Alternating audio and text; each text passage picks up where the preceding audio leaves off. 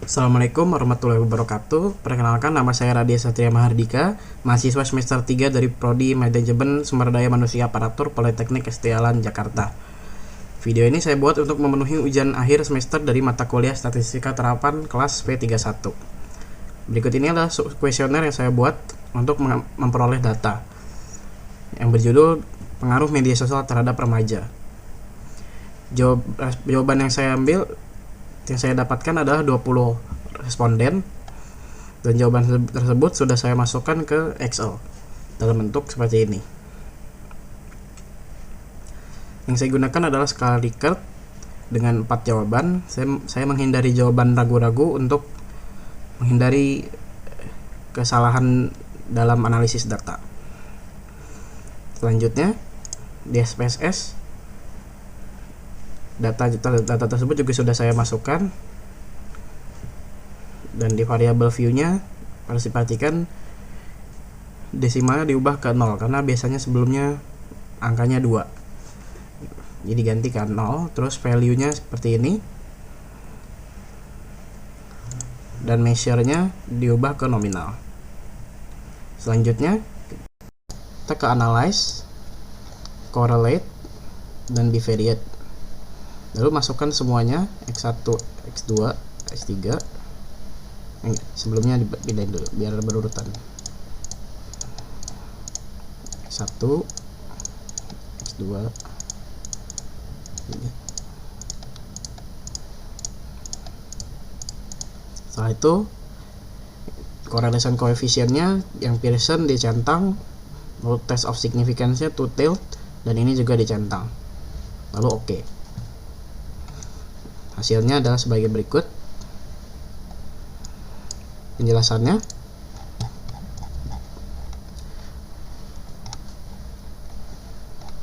berikut hasil dari rekaman perhitungan pretest dan uji hipotesis dengan menggunakan SPSS dengan instrumen yang memenuhi ukuran sampel, cara mengambil sampel, dan sesuai indikator yang tepat. Untuk membaca tabel, tentukan terlebih dahulu nilai NLDF atau degree of freedom dan taraf signifikansi. Adapun nilai DF yang diperoleh dengan rumus DF sama dengan N-2, di mana N jumlah kasus atau sampel. Untuk N, karena saya mendapatkan 20 responden, maka saya menggunakan 20 sampel. Jadi hasilnya DF sama dengan 18. Selanjutnya, perhatikan pada tabel. Untuk DF 18 dan signifikansi 0,5 diperoleh R table 0,443763 sesuai yang di sini.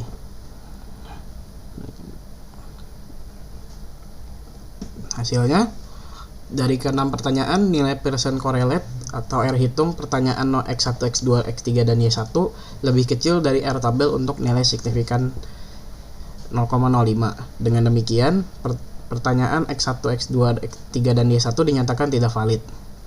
Lalu dari ke-6 pertanyaan, nilai signifikansi pertanyaan X1, X2, X3 dan Y1 lebih besar dari 0,05. Dengan demikian, pertanyaan X1, X2, X3 dan Y1 dinyatakan tidak valid. Selanjutnya ada uji hipotesis korelasi.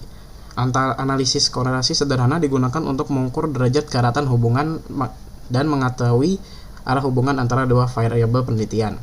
Derajat keeratan hubungan tersebut akan dinyatakan dengan nilai koefisien korelasi atau R. Simbol R digunakan untuk koefisien korelasi sampel sebagai penduga bagi koefisien korelasi populasi. Simbol R2 atau R square melambangkan koefisien determinasi. Pertanyaan peneliti, apakah terdapat hubungan antara pertanyaan X dan Y? 1. Jika nilai R hitung lebih besar dari nilai R table, terdapat korelasi antar variabel. 2. Jika nilai R hitung lebih kecil dari nilai R variabel tabel, artinya tidak terdapat korelasi antara variabel penelitian. Dan dapat juga dilihat dari 1. Nilai signifikansi two-tailed lebih kecil dari 0,05, artinya terdapat korelasi antar variabel.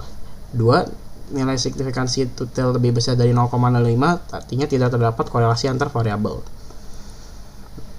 Sekarang kita coba dari SPSS. Caranya sama, buka analyze, correlate, dan bivariate. Bedanya ini X1, X2, X3 dipindahkan dan Y1, Y2, Y3 dipindahkan. Yang tersisa hanya total. Lalu oke. Hasilnya akan keluar seperti ini. Penjelasannya,